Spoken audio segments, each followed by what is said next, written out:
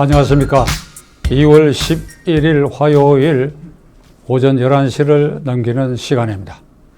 이 시간에는 홍준표 대표가 고향의 밀양창녕에서 보호하지 말고 수도권에 진을 치고 수도권 승리를 위한 게릴라 대장이 되어야 된다라고 하는 말을 하려고 합니다. 지난 주말에 김형호 공천관리위원장이 밀양에 운거하고 있는 홍 대표를 찾아가서 수도권 출마를 종용한 데 대해서 이렇게 그는 답변했습니다. 위원장께서 일부러 여기까지 찾아오신 데 대해서 감사드립니다. 마치 저를 효수하기 전에 일단 예의를 갖추는 것으로 보겠습니다. 그러나 저는 여기서 반드시 나갈 것입니다. 이렇게 답변했습니다. 이 효수라고 하는 것은 조선조 시절에 중죄인의 목을 잘라가지고 거기에 장대 꽂아가지고 이 종로통 등에 이렇게 높이 매달은 그 형국을 말합니다. 결국 나를 공천해서 탈락시켜야 되겠는데 이렇게 너무 야멸차게 할 수 없으니까 사전에 통보하러 왔다. 이런 취지로 그는 그런 답변을 했습니다. 나는 3주일 전에 이 방송을 통해서 홍준표 대표야말로 수도권 최대 승부처인 험지에 나와서 수도권 전체 선거를 동력 아우르는 그런 중심 역할을 해야 된다. 그러니 수도권에 진을 치라고 강력히 권고한 바가 있습니다. 그런데 그는 지난 주말 김형호 공관위원장에게 고향에서 나가겠다는 고집을 부리고 있습니다.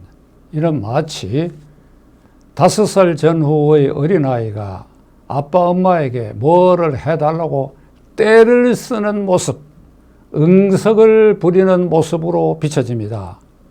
홍 대표가 60대가 아니면 그 아름다울 수가 있는데 산전수전 다 겪고 지금 자유한국당 내의 인적 자원 중에 수도권에서 이 선거를 진두지하면서 게리라전을 펴면서 곳곳에서 지원 유세를 하고 그래야 정권 심판을 통해서 이번에 절대 다수 의석을 확보해야 할 게릴라전의 총대장감이 홍준표 동지 그대밖에 더 있습니까?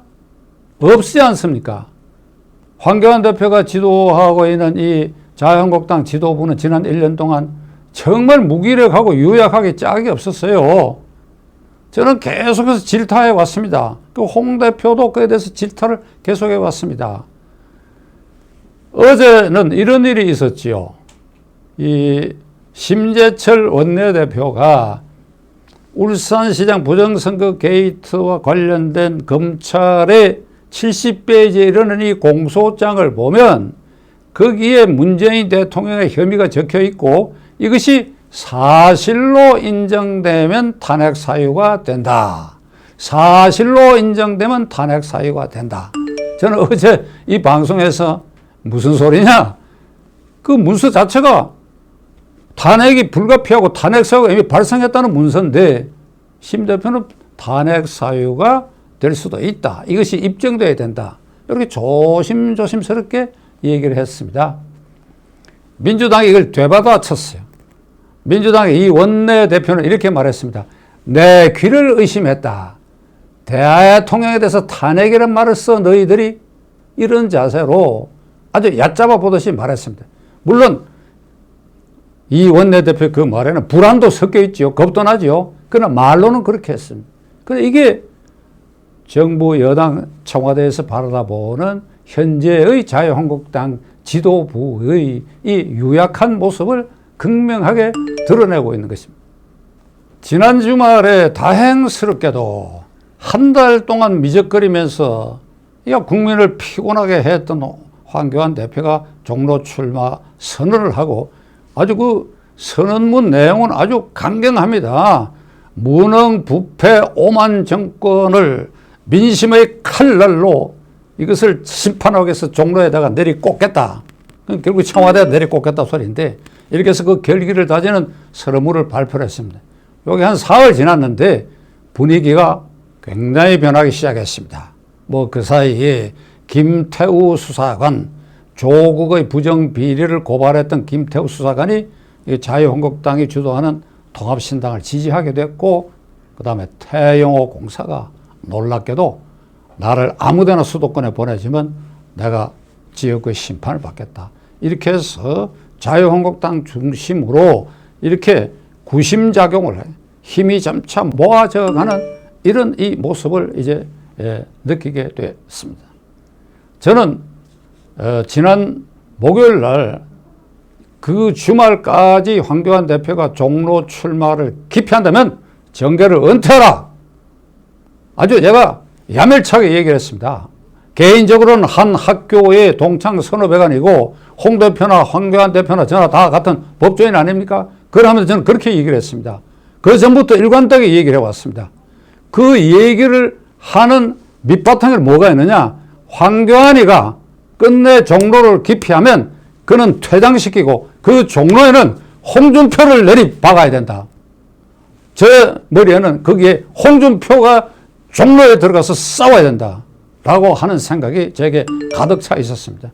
그래서 자신 있게 황교안 대표가 종로를 회피할 것 같으면 정계를 떠나라, 사라져라, 그렇게 자신 있게 얘기한 것은 그 대안으로 홍준표 대표가 있었기 때문에 저는 그렇게 말했던 것입니다. 정당 선거판에서 아무나 자기 희생을 각오하면서 게릴라전을 펴면서 곳곳에서 후보를 지원할 수 있는 그런 자격과 능력을 가진 사람은 아주 극소합니다.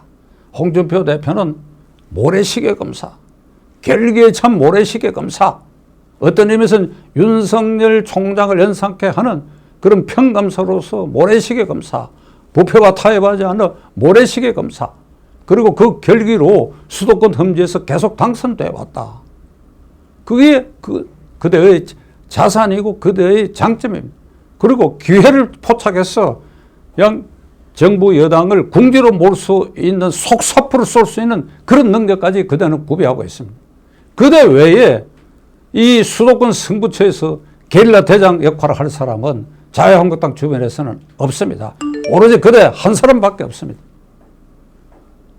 이런 중요한 정치적 자산을 갖고 있는 그대가 기껏 그 고향 시골에 내려가가지고 내가 여기서 지금까지 고생을 했기 때문에 나를 공천해내라. 한 번쯤 내가 쉽게 당선돼야 되겠다. 이건 홍준표스럽지 않은 일입니다. 홍준표스럽지 않은 일입니다. 그대는 해볼 거 다 했지 않습니까? 당대표도 하고 대통령 후보도 돼서 2위에까지 오른 사람 아닙니까? 그래. 그렇게 쉽게 국회의원이 돼가지고, 그렇게 국회의장이 꿈입니까? 아니지요. 대통령 아닙니까? 대통령 하기 위해서는 지금까지 그대가 걸어온 길 중에 약점이 뭔가 하면 다소 경박하다, 품격이 떨어진다, 할 말을 할 장소와 때에 하지 않는 그런 약점이 있다. 요것을 이번에 수도권에 게릴라 대장을 하면서 이걸 씻어내고 보완하는 절호의 계기가 될 것입니다. 승패, 그대가 이 자리 잡은 그 지역구에서 당락, 그건 염두에 둘 필요가 없습니다. 수도권 전체를 아우르면서 돌아다니세요.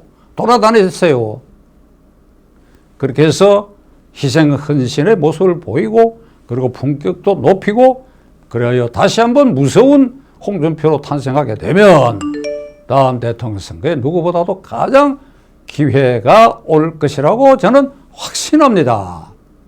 홍 대표, 이 방송 듣는 순간에 즉각 상경하세요. 그래야 가장 험지를 자원하세요. 그래야 결기를 다지세요. 그래야 자유한국당 유약한 모습에서 바로 빨리 벗어날 수 있는 결정적 계기를 그대가 마련해야 합니다. 그대에게 큰 기대를 걸고자 합니다.